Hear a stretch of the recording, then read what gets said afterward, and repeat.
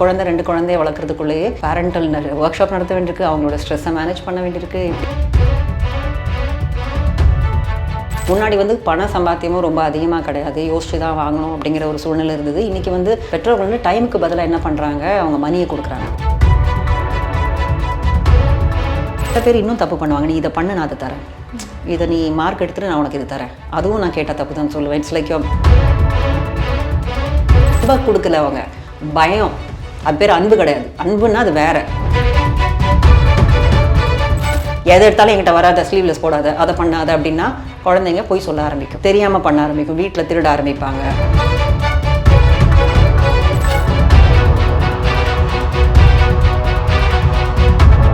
Whistle TV நேயர்களுக்கு வணக்கம். நான் உங்கள் தீபிகா நடராஜன். இன்றைக்கி நம்ம கூட மனநல ஆலோசகர் சித்ரா அரவிந்த் அவர்கள் இணைஞ்சிருக்காங்க. குழந்தை வளர்ப்பு பற்றின நிறைய விஷயங்களை பற்றி இன்றைக்கி நம்ம கூட டீட்டெயில்டாக பேச போகிறாங்க. வணக்கம் மேம். வணக்கம் மேம். ஒரு 30-40 வருஷத்துக்கு முன்னாடி எங்கள் பாட்டியோட தலைமுறையெல்லாம் பார்த்தீங்கன்னா 10 குழந்தைங்களை ஒரு ஆளாக ரொம்ப ஈஸியாக வளர்த்திட்டாங்க. இன்றைக்கி ஒரு வீட்டில் ஒரு குழந்தை இல்லை 2 குழந்தை இருக்குது. மொத்த குடும்பமும் சேர்ந்து அந்த ஒரு குழந்தையை வளர்க்க ஸ்ட்ரகிள் பண்ணுது. ஆக்சுவலாக என்ன ஆச்சு நமக்குலாம்? ஸோ அதுதான் இப்போ நிறைய சேஞ்சஸ் நடந்துட்டுருக்கு. நம்ம குளோபலைசேஷன் அப்புறம் மாடர்னைசேஷன் மாதிரி இன்றைக்கி ஜாயின்ட் ஃபேமிலி செட்டப் இப்போ இருக்கிறது கிடையாது. ஸோ ஏன் அத்தனை குழந்தைங்களையும் அவங்க கவனிக்கலைன்னா, அன்றைக்கி வீட்டு வேலையே நிறையா இருந்தது.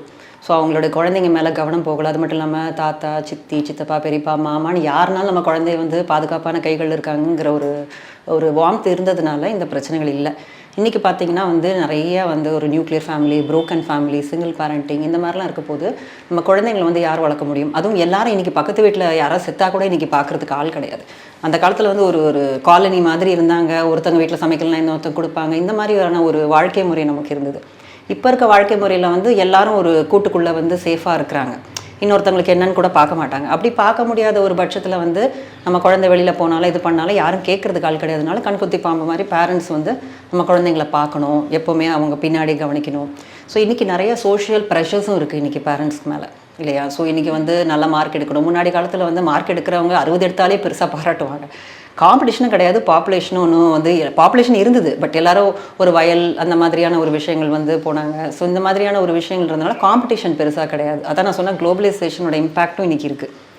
ஸோ இன்றைக்கி எல்லாரும் அச்சில் வார்த்தாப்பில் 95, 98 எடுத்துகிட்டு இருக்கும்போது நம்ம குழந்தைங்களும் அந்த ரேஸில் போகலைன்னா அவ்வளோதான் அப்படிங்கிற ஒரு ப்ரெஷர் ஒரு பெற்றோர்களுக்கு இருக்கிறதுனால அவங்க இன்றைக்கி இவங்களை கரெக்டாக வளர்த்துடணும், நல்லா படிக்க வச்சிடணும் அப்படின்ற மாதிரியான ஒரு எதிர்பார்ப்பு இருக்கனால இந்த மாதிரி ஒரு குழந்தை 2 குழந்தைய வளர்க்குறதுக்குள்ளேயே பேரண்டல் ஒர்க் ஷாப் நடத்த வேண்டியிருக்கு, அவங்களோட ஸ்ட்ரெஸ்ஸை மேனேஜ் பண்ண வேண்டியிருக்கு. இப்படி பல விதமான பிரச்சனைகளுக்குள்ளே நம்ம போக வேண்டியிருக்கு. நல்லது மேம். இப்போ நான்லாம் சின்ன குழந்தையாக இருக்கும்போது பார்த்தா எல்லா அம்மா அப்பா ஒரே மாதிரி இருப்பாங்க. நம்ம என்ன கேட்டாலுமே 1க்கு 10 தடவை யோசிச்சுட்டு தான் அதை டிசைட் பண்ணுவாங்க. ரொம்ப ஸ்ட்ரிக்டாக இருப்பாங்க. ஆனால் இன்றைக்கி கம்ப்ளீட்டாக மாறிடுச்சு. ஏதேதோ சொல்கிறாங்க, சாஃப்ட் பேரண்டிங்கிறாங்க, லைட் ஹவுஸ் பேரண்டிங்னு சொல்கிறாங்க. ஆக்சுவலாக என்ன இதெல்லாம்? இன்றைக்கி நிறையா ஆக்சுவலாக சயின்டிஃபிக்காக பார்த்தீங்கன்னா ஒரு 4 பேரண்டிங்னு சொல்லுவாங்க. அதெல்லாம் பல ஆய்வுகள் பண்ணி கண்டுபிடிச்ச ஒரு விஷயம். அது அத்தாரிட்டேட்டிவ் பேரண்டிங், ஆட்டோக்ராட்டிக் பேரண்டிங் அந்த மாதிரிலாம் சொல்லுவாங்க. ஸோ ஆட்டோக்ராட்டிக் ஸ்டைல்லேருந்து வந்த ஒரு விஷயம் தான் அத்தாரிட்டேரியன் அந்த மாதிரிலாம் சொல்லுவோம். ஸோ அதெல்லாம் விட இன்றைக்கி பாப்புலர், இன்றைக்கி பேரண்டிங் எக்ஸ்பர்ட்னு சொல்கிறாங்க. அவங்களுக்கு பேஸ் என்ன நாலேஜ் இருக்குன்னு நம்மளுக்கு சொல்ல முடியாது. ஸோ இதை ஒரு டிப்ளமா கோர்ஸ் பண்ணி அதிலே நம்மளுக்கு இன்றைக்கி தொழில் செய்கிற அளவுக்கு போயிட்டுருக்கு இன்றைக்கி. So it's become more of business சென்ஸில் இருக்குது. ஏன் அந்த அளவுக்கு இப்படி இருக்குது, நம்ம ஏன் இந்த மாதிரி ஒரு விஷயத்தை உடனே கிராட்டிஃபிகேஷன் ஆஃப் நீட்ஸ் பண்ணுறோம் அப்படின்னு பார்த்தீங்கன்னா, again guilt of the parents இதில் இருக்குது. முன்னாடி பண சம்பாத்தியமும் ரொம்ப அதிகமாக கிடையாது, யோசிச்சு தான் வாங்கணும் அப்படிங்கிற ஒரு சூழ்நிலை இருந்தது. இன்றைக்கி பெற்றோர்கள் டைமுக்கு பதிலாக என்ன பண்ணுறாங்க, அவங்க மணியை கொடுக்குறாங்க. Quality time is very important. முன்னாடிலாம் என்னங்க வேலை வயலில் சரியாயிடுச்சுன்னா வீட்டுக்கு தான் வந்தாகணும், பேரண்ட்ஸ் கூட தான் இருந்தாகணும், இல்லைன்னா அப்படி தான் என்ன ஈவினிங் ஆனால் நம்ம என்டர்டெயின்மெண்ட்டுக்கு மால் போனோமா இல்லை பப்புக்கு போனாங்களா, ஒன்றும் கிடையாது. இன்றைக்கி அப்படி கிடையாது, இல்லையா? ஸோ அப்படி இருக்கும்போது பேரண்ட்ஸ் ஆர் வெரி பிஸி. அவங்க ஸ்ட்ரெஸ் அவங்க ஹேண்டில் பண்ணணும். டுவெல் கரியர் ஃபேமிலினா இன்னும் கஷ்டம். சிங்கிள் பேரண்டிங்னா கஷ்டம். ஒரு அம்மா இருக்காங்க வீட்டில், ஹோம் மேக்கராக இருந்தாலும் அவங்களுக்கு ஏகப்பட்ட ஸ்ட்ரெஸ் இருக்குது. இன்றைக்கி 2 சின்ன குழந்தைங்கள வச்சுன்னா எப்படி பார்த்துக்கிறது, மாமியார் பிரச்சனை. ஸோ இந்த மாதிரிலாம் இருக்க போது குழந்தைங்களுக்கு நம்ம கேட்குறாங்க அப்படின்ற போது அவங்க என்னென்னலாம் இழந்தாங்களோ அதை என் குழந்தை மிஸ் பண்ணிடக்கூடாதுங்கிறதுக்காக இம்மீடியட்டாக வாங்கி கொடுக்குறாங்க. முக்கியமாக பார்த்தீங்கன்னா இது அப்பர் கிளாஸ் சொல்லலாம். லைக் ஒரு middle class, upper middle class இந்த மாதிரிலாம் பார்க்கும்போது அவங்கக்கிட்ட நெக்லெக்ட்ஃபுல் பேரண்டிங் இருக்கும். என்ன ஆகிறான் ஏது ஆகிறான்னு தெரியாது, என்ன படிக்கிறான்னு கூட தெரியாது. டெய்லியும் பாக்கெட் மணி கொடுத்தா வாய முடியா, வேலை முடிஞ்சது, நீ எங்கே போகிற, யார் கூட போகிற, என்ன பண்ணுற, போதை மருந்து இருந்தாலும் சொல்ல முடியாது. So they want to close their thing by just giving the money. இது மிடில் குரூப் இருக்காங்க இல்லையா, அந்த மாதிரி ஒரு எக்கனாமிக் ஸ்டேட்டஸில் இருக்கிறவங்களுக்கு வந்து இன்னும் வந்து பார்த்து செய்வாங்க. லைக் நம்ம வந்து ஓரளவுக்கு ஸ்ட்ரிக்ட்னஸ் இருக்கும் அந்த மாதிரி பேரண்டிங்கில். இது லோ சோஷியோ எக்கனாமிக் ஸ்டேட்டஸில் இப்போ வேலை செய்கிறவங்களாம் இருக்காங்களா, அவங்களாம் வந்து பார்த்திங்கன்னா அதிகமாக அவங்க செலவு பண்ணுவாங்க. இப்போது நம்ம கூட வாங்க யோசிப்போம், நம்ம வந்து ஒரு சுசுக்கி வாங்கி கொடுக்கலாமா, இல்லை இப்போ இருக்கிற என்னெல்லாமோ வந்திருக்கு ஒரு வண்டி புல்லட் வாங்கி கொடுக்கலாமான்னா அவங்க வாங்கி கொடுத்துருப்பாங்க அவங்க குழந்தைங்களுக்கு. நம்ம இழந்ததை நம்ம கஷ்டப்படுறோம், நம்மளோட வாழ்வாதாரம் முன்னேறவே போகிறதில்ல, ஏன் பிள்ளை அதை கஷ்டப்படக்கூடாது அப்படிங்கிற ஒரு மனப்பான்மை வந்து இன்றைக்கி அவங்கள ரொம்ப சாஃப்டாக பெர்மிசிவ்னு அதை சொல்லுவோம், பெர்மிசிவ் பேரண்டிங்காக உருமாத்திருக்குன்னு சொல்லலாம். நீங்கள் சொன்ன மாதிரி தான் மேம், எனக்கு அது கிடைக்கல, அப்போ அதுக்கு அஃபோர்ட் பண்ண முடியலை, நான் என் குழந்தைக்கு இன்னைக்கு எல்லாத்தையுமே பண்ணுறேன் அப்படிங்கிறது கூட தப்பு தானே. எப்படி ஒரு குழந்தைகிட்ட நான் நோ சொல்லணும்? அப்போ அதான் அவங்களோட தேவைகள் என்னங்கிறத வந்து நம்ம முதல்ல பார்க்கணும். எதற்காக நீ அதை ஆசைப்படுறேங்கிற ஒரு டாக் இருக்கணும் நம்மளுக்கு. இன்றைக்கி சில குழந்தைங்களுக்கு அந்த தேவையே இருக்காது, முக்கியமாக பியர் ப்ரெஷராக இருக்கும். இன்றைக்கி வந்து iPhone 16 வந்துருச்சு அப்படின்னா, நீங்கள் அதுவும் பெரிய பெரிய ஸ்கூலில் வந்து தன்னுடைய பொருளாதாரத்துக்கு மீறி படிக்க வைக்கிறாங்க பார்த்தீங்களா, அங்கே தான் இந்த பிரச்சனை வரும். இவங்களால் என்ன முடியுமோ ஒரு நார்மலான ஒரு நல்ல ஸ்கூலில் போடலாம், கவர்மெண்ட் ஸ்கூலில் போடலாம், அந்த மாதிரிலாம் இல்லாமல் இன்றைக்கி என் பிள்ளைங்களும் ப்ரைவேட் ஸ்கூலில் இன்டர்நேஷ்னல் ஸ்கூலில் கூட படிக்கணும்னு நினைக்கிற பேரண்ட்ஸ் இருக்காங்க. ஏன்னா அவங்க இங்கேருந்து அங்கே தவணை நினைக்கும் போது அந்த குழந்தைக்கு எல்லாமே கல்ச்சுரல் ஷாக்காக இருக்கும், எல்லாமே வித்தியாசமாக இருக்கும். எல்லோரும் நல்ல உடை போடுவாங்க, கையில் பார்த்தீங்கன்னா நல்ல ஃபோன் வச்சுருப்பாங்க, போகிற இடம்லாம் அவங்க போடுற கிளாத்ஸ்லாம் பயங்கரமாக இருக்கும். ஸோ இதெல்லாம் பார்க்கும்போது நம்ம மட்டும் பின்தங்கி இருக்கோமே அப்படிங்கிற ஒரு எண்ணத்தில் வந்து வீட்டில் வந்து அவங்க கேட்குறச்சு இவங்க வந்து அவங்களுடைய கைக்கும் மீறி சில விஷயங்களை செய்ய வேண்டிய ஒரு இதுக்கு தள்ளப்படுறாங்க. எப்போவுமே என்ன யோசிக்கணும்னா, நம்மளால் என்ன முடியும்னா பெஸ்ட்டு கொடுக்கணும்னு நினைக்கிறதுல வந்து தப்பு கிடையாது. பட் உங்களால் பண்ண முடியுமா, அஃபோர்ட் பண்ண முடியுமா, நாளைக்கு இது ஸ்பாயில்டு சைல்டாக இதை உருவாயிருமா, இப்படி கேள்வி. ஒரு குழந்தை வந்து ஒரு விஷயத்த கேட்குதுன்னா, இது உனக்கு எதுக்காகமா தேவை, இது நீடாக வாண்ட் கூட இருக்கலாம், தப்பு இல்லை. பட் சில பேர் இன்னும் தப்பு பண்ணுவாங்க, நீ இதை பண்ணு நான் அதை தரேன், இதை நீ மார்க் எடுத்துகிட்டு நான் உனக்கு இது தரேன், அதுவும் நான் கேட்டால் தப்பு தான் சொல்லுவேன். It's like you creating a child to compete and do something to get something. அது கண்டிஷனல் லவ்வாக போயிடும் அது. ஸோ ஒரு குழந்தைய கேட்கலாம், நீ வந்து ஒரு சாக்ஸ் வேணுன்ற, ஒரு பிராண்டட் ஷூ வேணுங்கிற அப்படின்னா, இது உனக்கு இப்போ வந்து உனக்கு கிழிஞ்சிருக்கா, ஒரு 2 ஷூ கூட வேணும்னு நினைக்கலாம். பட் இப்போ வந்து அப்பா அம்மாவோட பொருளாதார ஸ்டேட்டஸ் இதுதான். அது எப்போ அந்த குழந்தைக்கு புரியும்னா, அந்த மாதிரியான சக தோழங்கள் இருக்க போது அது புரியும். எல்லாரும் அதில் இருக்கப்போ நீ ஏன் சம்பாதிக்கலன்னு கேட்பாங்க, நீ என்ன பெத்த அப்போ சம்பாதிக்காமன்னு கேட்போது என்ன பண்ண முடியும், அவங்க அதில் வந்து கூனி குறுகி போய் எப்படியாவது கடனை உடனே வாங்கி கொடுத்துட்றாங்க. அப்போ அவங்களுக்கு பணத்தோட அருமையும் தெரியாது. ஸோ குழந்தைங்களை வளர்க்கும் போது பொருளாதார பிரச்சனைகள் என்னன்றதையும் நம்ம சொல்லி தான் வளர்க்கணும். அதுக்குன்னு சொல்லிட்டு உங்கள் அப்பா துபாயில் வேலை பார்க்குறாரு எல்லாமே போச்சு அப்படின்னு சொல்லி வளர்க்குற குழந்தைங்களுக்கும் பிரச்சனை ஏற்பட்டதை நான் பார்த்துருக்கேன். உனக்காக தான் போய் அங்கே உழைக்கிறாரு, ஒன்றுமே இல்லைன்னு சொல்லும்போது அந்த குழந்தைக்கு குற்ற உணர்வு, எதை வாங்குறதுக்குமே முடியாது, தான் நீட்ஸே கேட்காது. ஸோ அப்படியும் ஒரு எக்ஸ்ட்ரீம் போக வேண்டாம், இப்படியும் ஒரு எக்ஸ்ட்ரீம் போகாமல் ஒரு நீடை வந்து கேட்குறாங்கன்னா, இது உனக்கு இப்போ தேவையா, இதனால இப்போ என்ன, அது கேட்ட உடனே வாங்கி கொடுக்கணும்னு அவசியம் கிடையாது. அதுக்கு நீ கண்டிப்பாக ஒரு மாதம் வெயிட் பண்ணால் தான் உனக்கு புரியணும்னு நம்ம சொல்லணும்னு அவசியம் இல்லை. அது வாங்க வேண்டிய நேரத்தில் ஒரு ட்ரஸ்ட்டை க்ரியேட் பண்ணணும். இன்றைக்கி சொல்லியிருக்கோன்னா அப்பாவோ அம்மாவோ நமக்கு செய்வாங்க, சும்மா வாய் வார்த்தையால் சொல்லிட்டு செய்யலைன்னு வச்சுக்கோங்களேன், அது இந்த குழந்தைக்கு ட்ரஸ்ட் இஷ்யூஸை க்ரியேட் பண்ணிடும்.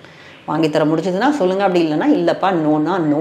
அந்த நோ சொல்கிறதுக்கு நீங்கள் கேட்ட மாதிரி இன்றைக்கி தயங்குற பெற்றோர்கள் நிறைய பேர் இருக்காங்க. ஏன்னா அவங்க அதை வந்து தாழ்வு மனப்பான்மையாக நினைக்கிறாங்க, தான் தவறிட்டு தான் நினைக்கிறாங்க. இதில் எந்த தப்பும் இல்லை, யாருனாலும் எந்த பொருளாதார ஸ்டேட்டஸ் இருந்தாலும் அதுக்கேற்ற மாதிரியான எத்தனையோ விஷயங்கள் இருக்குது. இன்னும் நீ அதுலேருந்து முன்னேறணும்னா நீ அதில் படி, நல்லா வேலை பாரு, நீ முன்னேற்றி காட்டு, உங்கள் பேரண்ட்ஸை கொண்டு வந்து காட்டு அப்படிங்கிற ஒரு கோலை தான் அவங்க கையில் கொடுக்கணும். ஒழியே இப்போவே எல்லாத்தையும் செஞ்சு கொடுத்துட்டோன்னா எல்லாமே நான் இருக்கு, நான் ஏன் உழைக்கணுன்ற எண்ணம் நாளைக்கு சோம்பேறியாக ஆகிறதுக்கு நிறைய வாய்ப்பு இருக்குது. மேம், நீங்கள் பேசும்போதே சொன்னீங்க குழந்தைகிட்ட எக்ஸாக்டாக என்ன நடக்குது அப்படிங்கிறத சொல்லணும், சொல்லாமல் நமக்கு அதிகமாகவும் செய்யக்கூடாது, இல்லை நம்ம ரொம்ப லோவாகவும் ஃபீல் பண்ணக்கூடாது அப்படின்னு.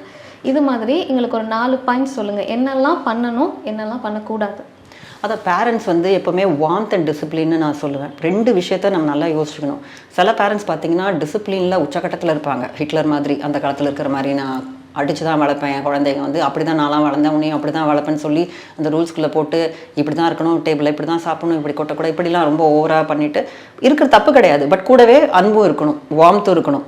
அந்த குழந்தைக்கு வந்து ஓகே இந்த parents are going to be அவைலபிள்ன்றது தெரிஞ்சதுன்னா பரவாயில்ல. சில பேர் வந்து டிசிப்ளினே இருக்காது, சுத்தமாக டிசிப்ளின் கொடுக்க மாட்டாங்க, எதுவுமே பண்ண மாட்டாங்க, குழந்தைங்களுக்கு வேண்டியது எல்லாம் வாங்கி கொடுத்துட்டே இருப்பாங்க. அவங்களுக்கு வந்து குழந்தை ஹர்ட் ஆகிடக்கூடாது.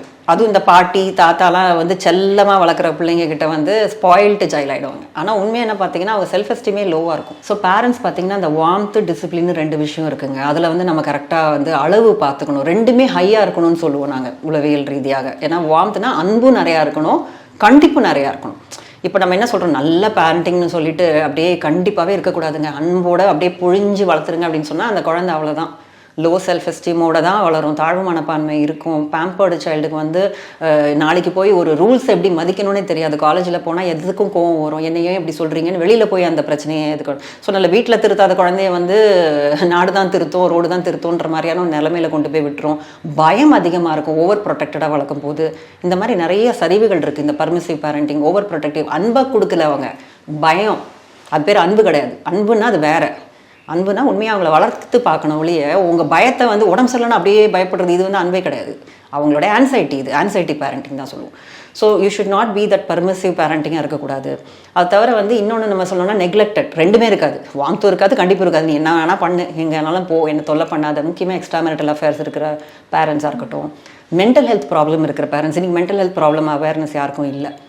ஸோ இது மாதிரி இருக்கிறனால ஒரு அம்மாவுக்கு டிப்ரெஷன் இருக்கலாம், இல்லைனா ஒரு அப்பாவுக்கு ஸ்கீசோஃப்ரெனியா மாதிரி மனச்சிதைவு நோய் இருக்கலாம். இந்த மாதிரி இருக்கிறவங்களுக்கு அவங்களே அவங்க பார்த்துக்க முடியாத போது you can't expect them to show love to their children. அப்படி இல்லாத குழந்தைங்களுக்கும் அன்பும் தெரியாது, கண்டிப்பும் தெரியாது. யாரோ பக்கத்தில் பக்கத்து வீட்டில் வளர்ந்து அவங்களா தான் தோணியாக வருவாங்க. ஸோ அதுவும் வந்து கஷ்டம். அந்த மாதிரி இருந்ததுன்னா என்ன ஏதுன்னு பார்த்து சரி பண்ண. ஒரு குழந்தை இந்த உலகத்துக்கு கூட்டிகிட்டு வரதுக்கு முன்னாடி ஐ மீன் ரெடி ஃபார் தட்டுங்கிறத இன்றைக்கி இப்போ எல்லா ஒரு கணவன் மனைவியும் யோசிக்க வேண்டிய நேரம் அது. அது மட்டும் இல்லாமல் இது எது சரி அப்படின்னு கேட்டிங்கன்னா கண்டிப்பாக இருக்கணும். நீ எங்கேனாலும் கொஞ்சம் ஃப்ரீயாக விடு, ஆனால் உங்கள் ஹெல்த்து ப்ரொடெக்ஷன் வரும்போது நம்ம நோ மீன்ஸ் நோன்றதுல இருக்கணும். அதே மாதிரி வந்து மற்ற விஷயத்தெல்லாம் கொஞ்சம் விட்டு கொடுத்து அவங்களுக்கு ஏற்ற மாதிரி நம்ம ஹாஃப்வே வந்தோம்னா கம்யூனிகேஷன் ஃப்ரீயாக இருக்கும், நம்மக்கிட்ட பேச முடியும். எதை எடுத்தாலும் என்கிட்ட வராத, ஸ்லீவ்லெஸ் போடாத, அதை பண்ணாத அப்படின்னா குழந்தைங்க போய் சொல்ல ஆரம்பிக்கும், தெரியாமல் பண்ண ஆரம்பிக்கும், வீட்டில் திருட ஆரம்பிப்பாங்க. நிறைய விஷயங்கள் வந்து உங்களுக்கு தெரியாமல் எல்லாம் பண்ணிகிட்டு இருப்பாங்க. இதே குணம் தான் அடுத்தது கல்யாணத்துக்கு அப்புறமா வரும்போது இது ஒரு பெரிய பிரச்சனை ஆகிடும். ஸோ பேரண்டிங் இதெல்லாம் ஏன் அந்த காலத்தில் எனக்கு தெரியாதா, நாங்களாம் வளர்க்கலையா அப்படின்னு சொல்லும்போது அதில் நான் சொன்ன மாதிரி ஒரு சோஷியல் திங்ஸ் வேர் டிஃப்ரெண்ட். இப்போ இருக்கிற வந்து சோஷியல் டிஃப்ரென்சஸ் இருக்குனால நம்ம இதெல்லாம் கொஞ்சம் பேச வேண்டிய ஒரு இதில் இருக்கோம் நம்ம. ஆனால் இது ஈஸியாக சொல்ல முடியும். ஒவ்வொரு விஷயத்தை மாற்றுறது அப்படிங்கிறது வந்து அவ்வளோ ஈஸி கிடையாது. இப்போ பர்மிசிவ் பேரண்டிங் ப்ரொடெக்டடாக இருக்கவங்க இவங்க என்னங்க சொல்கிறாங்க, நாங்கள் அன்பாக தான் கொடுப்போங்க. அது பேர் அன்பு அன்பு அன்பு நம்ம நினச்சிட்டு ஸ்பாயில் பண்ணிட்டு இருக்கோம் குழந்தைங்கிறத ஒரு நிமிஷம் யோசிச்சோன்னா உங்களோட சுயநலத்துக்காக அந்த குழந்தைய நீங்கள் கெடுக்குறீங்க அப்படிங்கிறது தான். உங்கள் சந்தோஷத்துக்கு இப்போ பாட்டி வந்து சாக்லேட் சாப்பிடு எனக்கு ரொம்ப சந்தோஷமாக இருக்குன்னா அந்த சாக்லேட் சாப்பிட்டு அந்த குழந்தைக்கு என்ன ஆகுன்றத அவங்க அம்மா தடுக்கும்போது ஏன் அவள் தடுக்கிறான்னு யோசிக்கணும்.